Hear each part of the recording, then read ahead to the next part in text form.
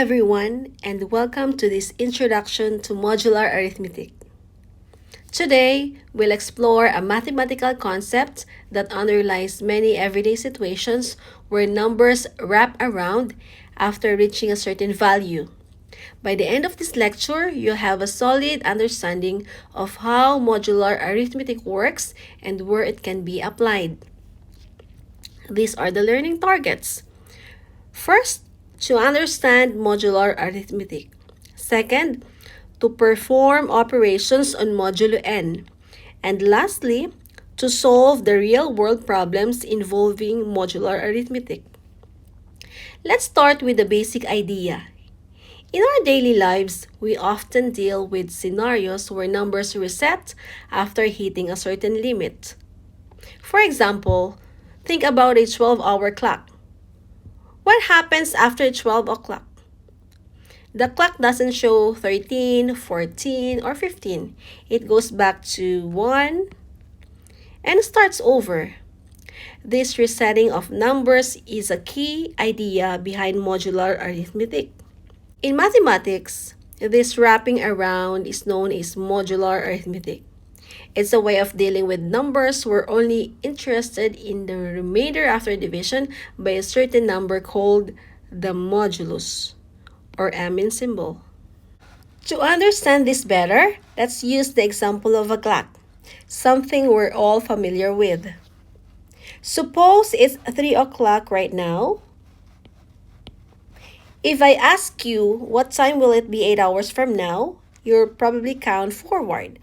1, 2, 3, 4, 5, 6, 7, 8, and say 11 o'clock. This can be written mathematically as 3 plus 8 is equal to 11. Now, if it is 9 o'clock, let's change this to 9 o'clock. What time will it be 8 hours later? If you add 9 and 8, you get 17. However, we don't have 17 o'clock on a 12-hour clock.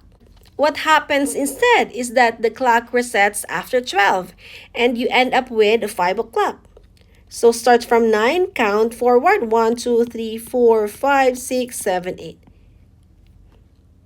In modular arithmetic, we say 9 plus 8 is congruent to 5 modulo 12. Here, modulo 12 indicates that we are working with 12-hour clock. This sign or symbol means is congruent to.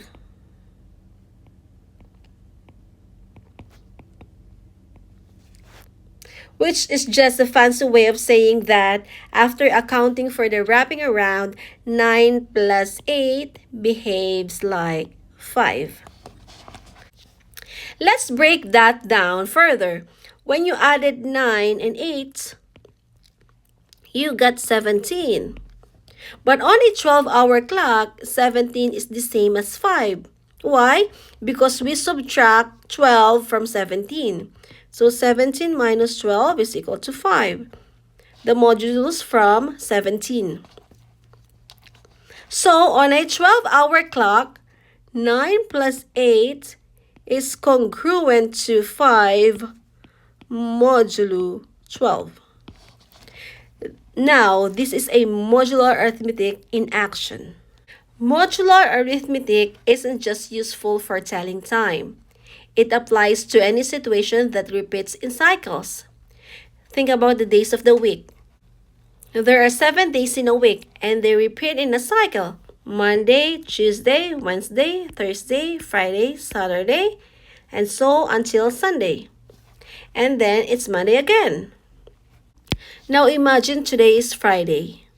If I ask you what day will it be 6 days from now, you can add 6 to Friday.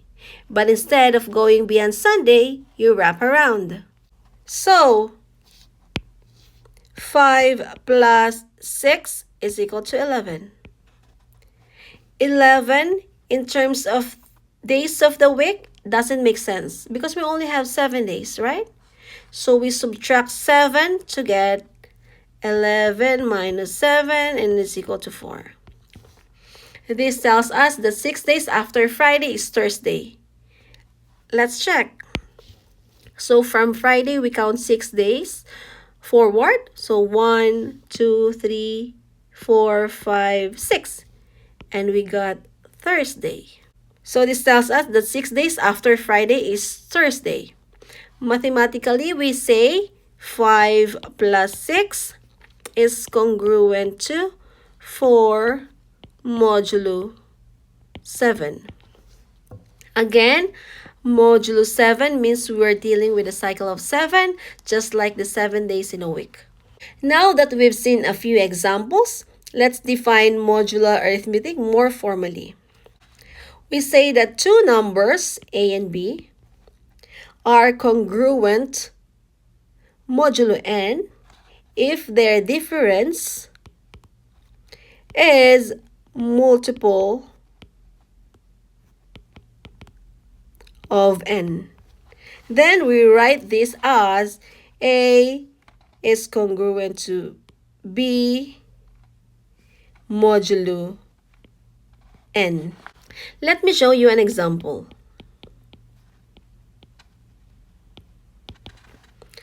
29 is congruent to 8 modulo 3.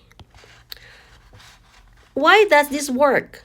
Because the difference between 29 and 8 is equal to 21. And 21 is a multiple of 3. So 29 minus 8 is equal to 21. And 21 is equal to 3 times 7. So when we divide 9 by 3, the remainder is the same as when we divide 8 by 3. That's why we say 29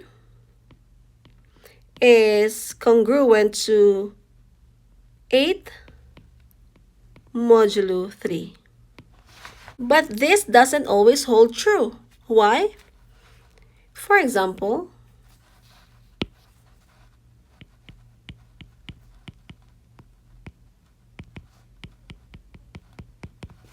"15 is congruent to 4 modulo 6. The difference between 15 and 4 is 11, which is not a multiple of 6. So 15 is not congruent to 4 modulo 6. Modular arithmetic isn't just a mathematical curiosity. It has real-world applications. It's used in cryptography, computer science, and of course, number theory. In cryptography,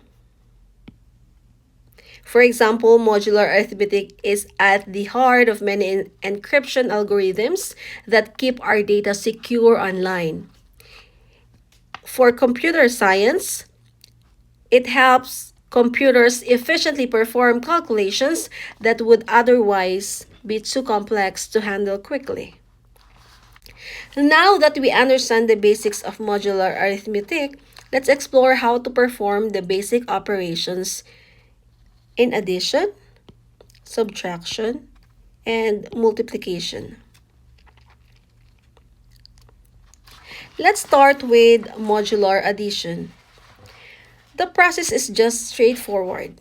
You add the numbers just as you would normally, and then you apply the modulus to find the remainder. For example, let's add 23 and 38. In modulo, let's say modulo 12. So the arithmetic will be 23 plus 38 is equal to 61. Since we're working with modulo 12, we need to find the remainder when 61 is divided by 12, which gives us an answer of 5 with a remainder of 1. So 23 plus 38 is congruent to 1 modulo 12. Next, let's look at modular subtraction.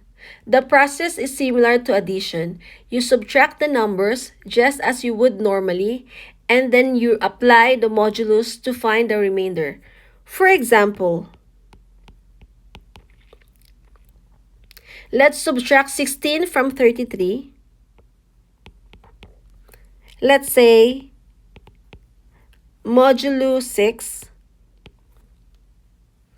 In arithmetic, it is written as 33 minus 16, which is equal to 17.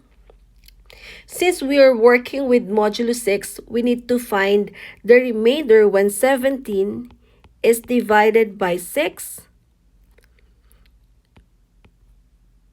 which gives us an answer of 2, remainder 5.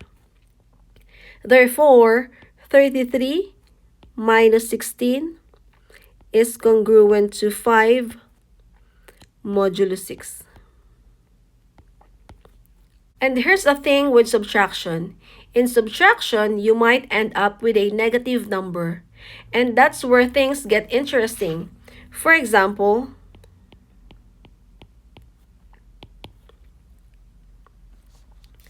let's subtract 9 from 5. Let's say 5 minus 9 in modulo 7. The answer is negative 4. But we don't usually work with negative numbers in modular arithmetic. Instead, we wrap around by adding the modulus, which is 7, to bring the number back into the positive range. So negative 4 plus 7 is equal to 3. So 5 minus 9 is congruent to 3 modulo 7. This means that on a 7-day cycle, like the days of the week, if it is Friday, which is day 5, and you go back 9 days, you'll end up at Wednesday, which is day 3. Let us also check if this equation satisfies our condition. So 5 minus 9 is negative 4. When you transpose this 3 to the other side, it will become negative 3. So negative 4 minus 3 is negative 7. 7 divided by negative 7 will give us answer negative 1. So this negative 7 is divisible by 7. And it satisfies the condition. Finally, let's consider modular multiplication. This works just like regular multiplication, but after multiplying the numbers, you take the modulus of the result. For example, let's multiply 6 and 4. Let's say modulo 10. In arithmetic, it is written as 6 times 4 is equal to 24. Next, we take the modulus of 24 with 10. So 24 divided by 10 is equal to 2 with a remainder of 4. So 6 times 4 is congruent to 4 modulo 10. This means that when you multiply 6 and 4 in modulo 10, the result is congruent to 4. Alright, to wrap up, modular arithmetic is a powerful mathematical tool that helps us understand and work with cyclic patterns, whether it's the hours on a clock and the days of the week, or even complex cryptographic systems. By mastering the basic operations of modular addition, subtraction, and multiplication, you'll be equipped to apply modular arithmetic in various contexts. Of course, it can be applied to real-world applications. And that's all for today. Thank you for joining this lecture, and I hope you now have a clear understanding of modular arithmetic. Feel free to review the examples and have practice on your own to solidify your understanding. Thank you very much and have a great day.